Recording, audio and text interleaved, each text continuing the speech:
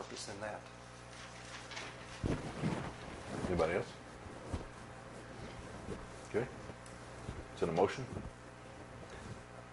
I move that post establishing a list of priorities solicited from the commissions and the department directors, that we set up a town hall meeting sometime before the end of March, so we can, because if not, we'll be March of 2013.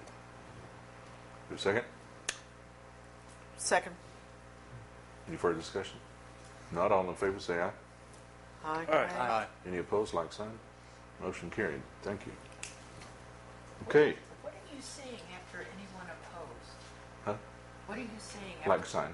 Who? Like sign. You just say the same thing. Oh, okay. Got it I forgot covered. what you were Yeah. saying. All right. Moves us to number 3, discussion of the December 2012 quarterly report. Move to discuss. Second. Excellent. Okay, no discussion, but floor is open. There a motion to discuss? Do Oh, we have to I have thought a that motion? was Lonnie's report. Okay. No? Okay, do you have the quarterly report? Excuse me.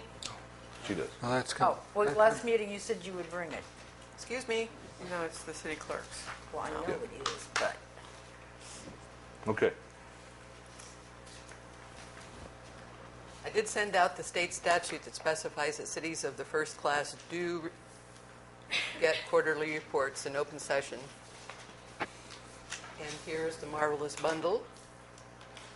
And truly, please do come in and look at it, Mickey. It's really not very complicated. It's really easy to read, but because 32 bank accounts? I believe that's right. There's bound to be a volume of paper. That's just the way it is. Here is the book that lives in Mr. Clark's office of the debt service schedules. If you want to look at that will be in his office. And there are the bank reconciliations, payroll, clearing account by check number, and cash receipts. But the volume of paper is because of the number of bank accounts. So please take the time to come in and look at it. And it will be in the clerk's office for your perusing. That's it. Can I ask you on the receipts, did you have to do a photocopy thingy, or are they like taped on, or what? Receipts. No, it's the receipts. Oh, okay. Okay, To no, print that's out. good. I'm thinking like, what you get in the grocery store. Nope. Mr. Mitchell. I don't want a copy of Thank that. you, Ann, very much for that. I appreciate your time, and I appreciate discussing it with you, and also sharing the fact that having got the opportunity to go to the first municipal league recently in Little Rock, and the fact that the question about quarterly reports came up, and it seemed to be a huge puzzlement to most everybody down there, including most of the municipal league employees, that there was even such a requirement. And then Ann, in talking to Ann, I said that they said there was no city in Arkansas that was doing it, and Ms. Armstrong found that in fact there is a city doing it, and she told me about that. So, but my question is to Lonnie. Ann's responsible for pulling all that data together and having it available for us to read. What part do you play in that? Excuse me. I am not responsible for pulling it together. Okay. I'm responsible for presenting it in open session. The information comes from the finance director. So it's your information? Yes, it is. And so then Ann just presents it. Right. That's right. Yep. Corrected. Stand corrected. Okay, further on this? If not, we'll move along to number 4. I'm sorry, Larry. Go ahead. As I said in our last council meeting, what I do is she has given me a list of everything that she needs, and her computer is not integrated with the system, so I print everything off for her and get it ready for her whenever she is required to do a report. Okay. Nothing else. We'll move on to number 4. It'll be an ordinance amending Chapter 8 fines, parking fines, it should say, and time limits for handicap parking. Motion to discuss. So moved. Nate, second. Floor is open. You should have a blank ordinance, I see, an unnumbered ordinance, not blank ordinance, otherwise it wouldn't be an ordinance, in front of you that defines basically what we're trying to accomplish. Mr. McClung. Mr. Mayor, when were the current rates established? Do you recall, or is there any record of that? Since Everybody before can probably you answer when the- were a It's in your policeman here? code book. If you have your, sorry, She might be able to answer when the handicap, do you remember that? Okay. if you look, Sorry, I didn't, yes, go ahead. if you look in your code book, under this section, you will see dates when those ordinances were passed. I don't have mine with me, but I see one right there if you want to know. It's usually a very last line, give the ordinance and date that it was passed. Too long overdue. So we'll give you time. Has everybody had a chance to read through this thing yet?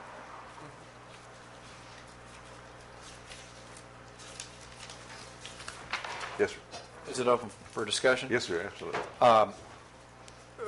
Where did we come up with a 2-hour limit for disabled parking space? I mean, I was just curious. Why 2 hours? And Mickey? A few years ago on planning, this was being worked on in regards to the whole handicap situation, needing more spaces, the fact that the fees were way too low, people didn't care about having to pay them. It had been a general rule of thumb that if you had the handicap placards, you were good to go anywhere because we have so few. All of that has been worked on in the last couple of years. We still just don't have space for more handicap spots. We have to have turnover. We can't have, especially local people who have a placard for whatever reason, pulling into the 2 spaces we have on Spring Street and utilizing it while they're in their shop working all day. This has been a major problem. That has been the number one problem. And that was when, after talking with the police chief and handicap people and whatever, that's when they came up with the 2-hour turnover. Yes, sir. And so they're fined $20 for every time they're over 2 hours? Correct? I'm not sure. That's what it says. I don't. That's what would be. So, I mean, that's what it Yes, would be, proposed. yes. Yeah, amended to read. That's what we're proposing. Yes, sir. so in other words, if they want, since they're working in their shop all day and park in the 1 of 2 handicap spaces, if they don't want to move it, it's going to be $20 every couple hours or whatever. Okay. Yes, sir. Can someone define careless parking? Careless parking is usually when they take up two spaces. Okay. They may try to wedge into a parking space, but either get into a yellow or take up the one behind them. It's a combination of several issues. Okay. Encroachment. Yeah. Yes, sir. Has anybody estimated, based on the history, the amount of increased revenue this will produce for the city? No, sir. I don't think so. Yeah. It's kind of hard to tell until we get figures at the end of the year. I was just thinking if we knew how much careless parking and some of the different ones had jumped, in fines last year, or how many episodes, then we could almost I estimate. don't think it was done. Yes, sir. For the handicap thing, residents have always abused the parking as far as employees and all until the rates have gone up the last couple of years, but and so it doesn't happen as much anymore. But would there not be some way to, and I'm not exactly sure how, but if a handicapped person was to get cited for in excess of 2 hours, where they could validate that parking by showing of receipts. I mean, a lot of places do that. If you in a parking garage or something in metropolitan areas, if you park in one of those and you purchase merchandise in stores down in that area or something, you could validate your parking and get free parking With the receipt. with a receipt that you did business there, in a particular business. And so, I mean, if somebody who was to get cited for, say, that handicap in excess of the 2 hours. If it's stated on there that if they can, present a receipt of purchase for merchandise, I don't know if you'd have to set a value on it or something, but I think just to randomly turn a handicapped person out in 2 hours, if they're in a handicapped wheelchair or something, they may not be able to get up and down the street in 2 hours. Any further discussion on it? Mr. Perkins? So would you have to, at the end of the second sentence, would you have to add something like, unless a valid Sales receipt, yeah, something. I'm not exactly Where would sure. they- Plus Okay, presenting. let's let Mr. Weaver jump in here a second. Yeah. You're about to open a large can of worms because Love worms. you're going to have an allegation then if you do enforce it against someone that you're selectively enforcing, where you have what you're talking about, where you can get validation. Typically, that's a private parking space that you're validating into, and those businesses are then contributing so much income to the private parking is how they justify that. In a municipal parking lot, you're going to have problems with people claiming that you're enforcing against one and not another. And you're also going to have to set up a pretty complicated system for somebody to check that. You're going to have to designate a person or persons. You're going to have to designate a place, time, where they can present, how often they have to present. Because the officers enforcing the tickets turn the tickets in. Those are sent through the system. You're going to have a way to circumvent it before those go through your system. It's going to be pretty complicated to actually administer. Even if you want to overcome or contend with the fact that people are going to claim you're improperly enforcing against locals and not everyone else. Mr. Perkins? Mr. Mayor, the 2 hours seems a little short to me. I mean, currently, can you sit there for all day, for 8 hours? Okay. I mean, would half a day be like a better buffer, like a 4-hour spot? I mean, because really, if the point is just to keep locals from using it and abusing it, I say locals, anybody from abusing it, it's not really a revenue thing. If we only have how many spots? 2 in spring. 2. That's not really a revenue issue. It's not even worth messing with. Yeah. Well, it is if you're in a wheelchair. Well, I'm saying leave it alone. Okay. Okay. Y'all won't have to make that decision. You'll have to find something. If you don't want to deal with it tonight, you can discuss it further for another time. But what, like Mr. Weaver always says, is each one of these parking fines, whether it be a handicap and or any of the rest of these that are addressed in here, are always subject to taken to court. You can always plead a case in front of the court. Doesn't mean you have to pay them right on the spot. And there are X number of days. I think it's 30, isn't it, Tim? It's 30, I believe. Then they send a notice. Then you're in. Yeah. So sent there's a off to the process. court. It's not just automatic. You don't It have takes to run 3 through it. months to get through the court typically. Ms. Snyder, go ahead. God, I have such a problem with this. Brad Banachek did a lot of work on this in planning, and he and I worked together on it. And I'm one of those people that gets absolutely livid when I see Lonnie park his car in a handicapped spot and he's got a placard because his wife is in a wheelchair. And she's not with, but he's going to utilize it. That will just make me see, I want to get a shotgun, It's that kind of situation, and I have watched our local people, and that means anybody in our area who normally comes to town, abuse this so severely. Been there, done that in regards to being in a wheelchair. It ain't fun. Especially not when you're on Spring Street, that nice little hill, and we've got 2 spots, and we have locals always using it. I'm sorry, do like me, pay for a spot. But the 2 hours, I've had a major problem with the 2 hours because it's hard getting up and down the street, even if you're walking. I like 3 hours. That's a nice off number. It gives them more time, keeps the shop workers from using it. It's a good 3 hours. And I wanted to ask our attorney, Isn't state code for a ticket in a handicap spot, isn't the fine like $150? It's a pretty excessive fine, yes. But Yeah, that it's is for an individual huge. parking there without proper permits. Right, okay, And because we- I we- could we have dealt with sworn we that- had looked at that. We dealt with yeah. that about 2 years ago. Yeah, because I could have sworn it was like $150, so this $20 is drop in a bucket. I want to see 500 put on there. Make a motion. Yeah, I don't think the $20 is in reference to somebody that's not handicapped using that spot. As for a handicapped person using it in excess For of over 2 hours. 2 hours, okay. Which, in my opinion, I'm fine with it was section 2, but I think this change to E needs to be withdrawn. That's just my personal opinion. Mr. Perkville. Mr. Mayor, we have somebody that would like to speak to that. Can Oh, you need to come on allow up. her? I didn't know you. Hello. I'm Enid Swartz, and my husband and I are both disabled.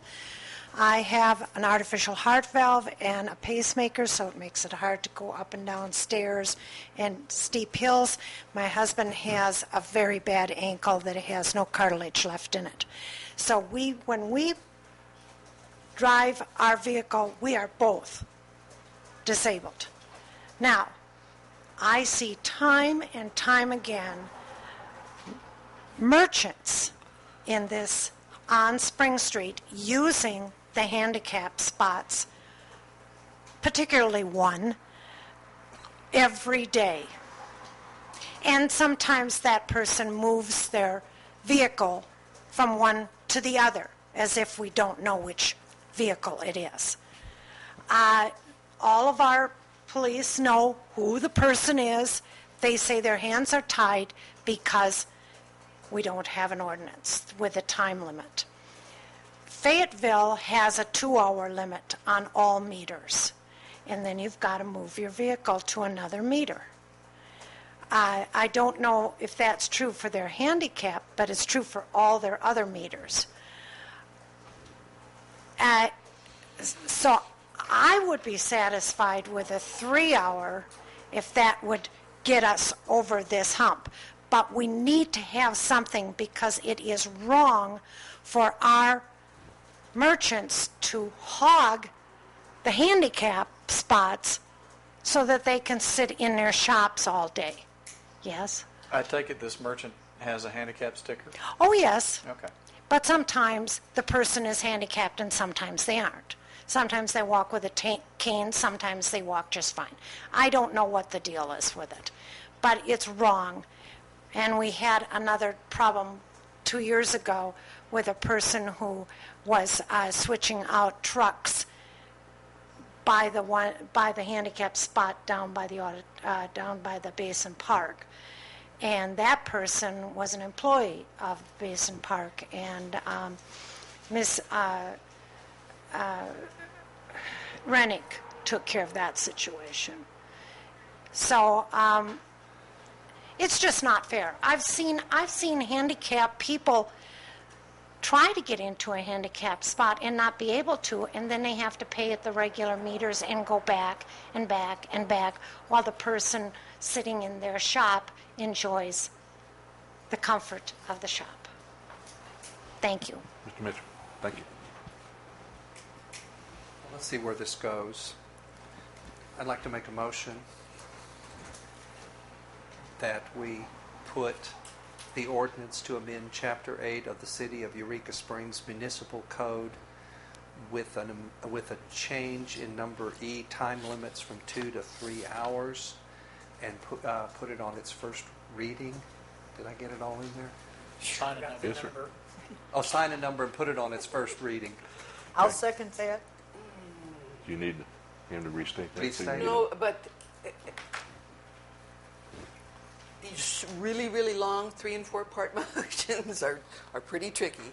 But you, so you're assigning a number, you're changing 2 to 3 hours. under E time limits, there shall be a 3-hour limit? Yes, ma'am. 2 to Okay. 3 hours, and assign a number and put it on its reading.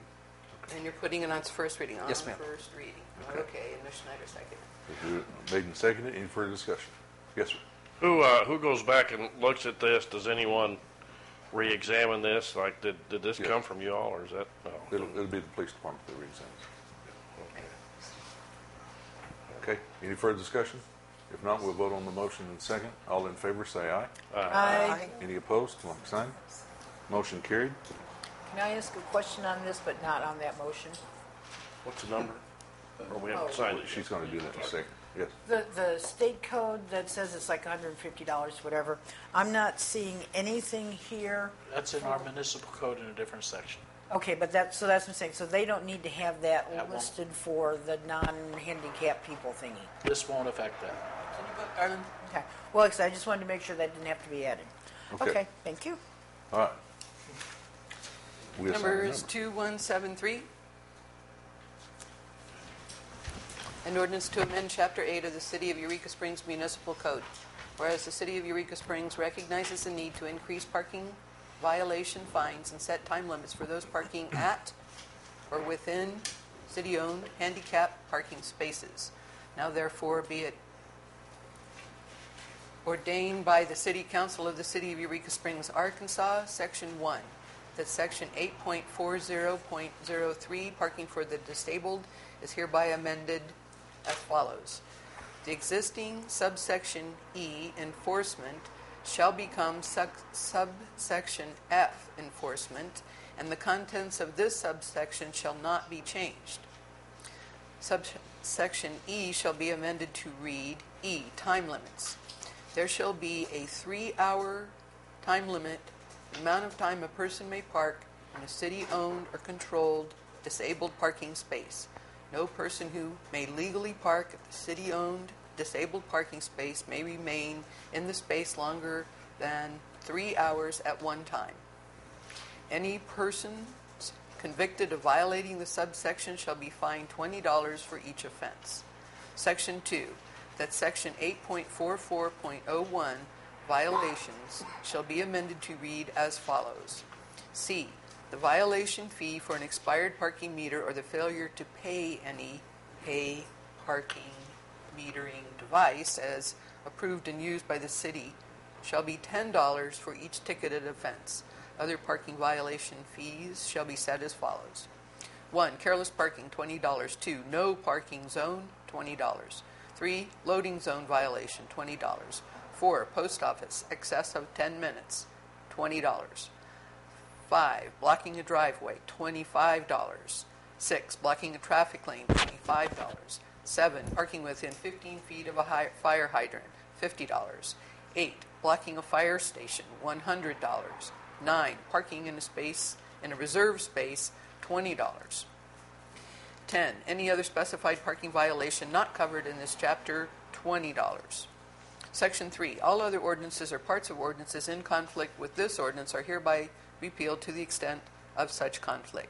Section 4, that in the event that any section, paragraph, subdivision, clause, phrase, or other provision or portion of this ordinance shall be adjudged invalid or unconstitutional, the same shall not affect the validity of the ordinance code, code section, or chapter as a whole, or any part of provision other than the part so decided to be invalid or unconstitutional, and the remaining provision of the ordinance code, code section, or chapter shall remain in effect. Okay. Need a motion to approve the first reading? So moved. Second. All in favor, say aye. Aye. Any opposed? First reading done. Okay. That moves us out of new business into agenda setting. Ms. Snyder. Beverly, did you want the outdoor sales and utility lines on the very next agenda? I mean, you have it already, right? Okay, I would like to add for the Planning Commission, outdoor sales, number 1, and utility, a discussion of outdoor sales ordinance, and a discussion of the utility lines. As two separate items. It is, yes.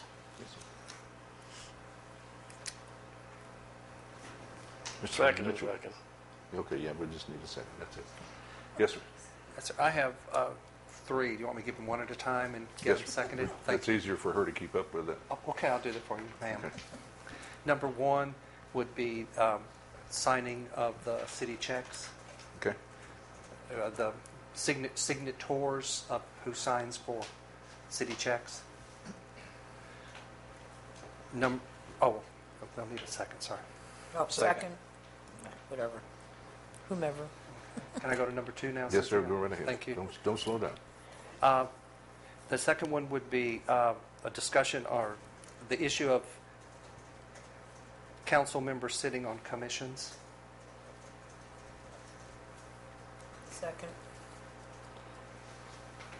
And the third? Third one, part-time versus full-time mayor. Second. Okay. Made and seconded. It's on there. And who was the second? Me? Okay, any further? Anybody else? Yeah, we got a motion and a second, so we're good to go. It's not a motion. Yeah. I just, It's not a motion? no, she's just, they're Okay, just adding. okay. Yeah, that's what I'm saying. Part-time, full-time. Do we, Anybody else? we don't have hours established for a mayor, do we? No, it's just a part-time job right now. It's a So- discussion. Okay, the purpose being to establish hours of, Oh, you want the purpose now? Can I wait? no, This- I this is just want to know Yeah. what it is we're going to be talking about. I think we'll- Moving it from We're a going to part-time to a discuss it. full-time. Well, discussing Yeah. All full-time right. versus Okay, part-time. sort of, all right. Okay. Anybody else want to add anything? Ms. Snyder? Okay, we need to have a discussion on here in regards to the taxi situation. Well, Dave was going to bring that up, weren't you going to? Well, he just sat there. If you want it, take it, because I don't know how to word It's it. hard to get a word in edgewise. Okay. All right, so Ms. Snyder, You're going, do it, do it. busy here. I'd like to, I'd move to put an agenda item on to discuss taxi franchise or certificate of public convenience and necessity.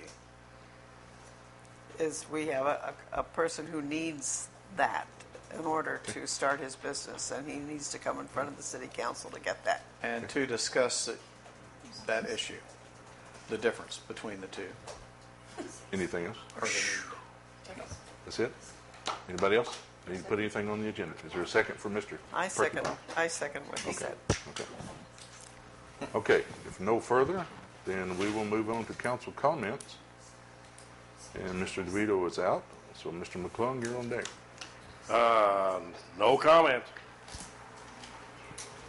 Mr. Mitchell? I would like to thank the powers to be that arranged for the wonderful opportunity to go to the Municipal League in Little Rock. I found the meeting to be very beneficial. The material was excellent. The opportunity to network was phenomenal. And one of the most interesting things was the last day, the last discussion on civility. And I would like to point out that when the council table and the people in this room have a degree of civility as they go about the business of the city gets done. That's it. Thank you, sir. Mr. Snyder? Well, I'm sure the mayor is going to bring this up in much further detail, but I want to make sure everybody sees that I am wearing my shirt from the January plunge. And Nathan said he would zoom in on this. Now, I did do a donation, but I chickened out on the plunge. I left that up to the various city personnel and other volunteers. But I do want to thank the mayor for doing a second plunge, keeping in mind it was January and very breezy and the lake was cold. The mayor did a second plunge so he could take my boxer in so he could do a plunge too. It was so cute. But it was awesome. Everybody had a great time and it did really, really good. You can still get these shirts. Just call Rachel at the school or talk to anybody you know that knows Rachel. You can still donate to the Special Olympics, and you can still get this particular shirt. And I believe the long sleeve ones are $25. Thank you. Thank you, ma'am. D. Perkenbaugh? I'd like to thank the council for taking care of the city's business in an expeditious and civil manner. That's it. Thank you, sir. Ms. Seller. I can't possibly follow that with any suitable words, so I have no comment. Thank you, ma'am. On my comments, I have just a couple of items. First, let me go ahead and address what Ms. Schneider was talking about. We had our annual winter 2013 polar plunge to raise money for the state Special Olympics. We had it at Beavertown this time due to the fact of the receding water. We jumped off the boat ramp, which apparently has not been used since it was the boat ramp for the river as opposed to part of the lake. We found out that it's extremely cold on that end, not like it is at Holiday Island where the water's usually just a little bit warmer. Anyway, make a long story short, we raised approximately $4,700 for the kids. It was a great effort. Everybody went in and got out immediately. One gentleman who Braveheart, we called him, because he swam about another 50 yards out and he decided it was too cold and he came back. So we'll give him props on that one. Secondly, the items you see sitting on the table here are awards that the City of Eureka Springs received at the Winter Municipal League Conference. And trying to read from the backside, the City of Eureka Springs received Tourism Development. We're a winner in that category for 2012. And the Green Initiative is on the other side of the frame. We were a winner in that one. And I don't recall the one because I can't see through the back of it. So if somebody would read that. Main Street Preservation. Historic Preservation. So I believe we topped the charts on receiving awards at this Municipal League Conference. And this can only be accomplished by the work of the city employees and the city folks that get together and make these things happen. So props to everybody that had anything to do with this.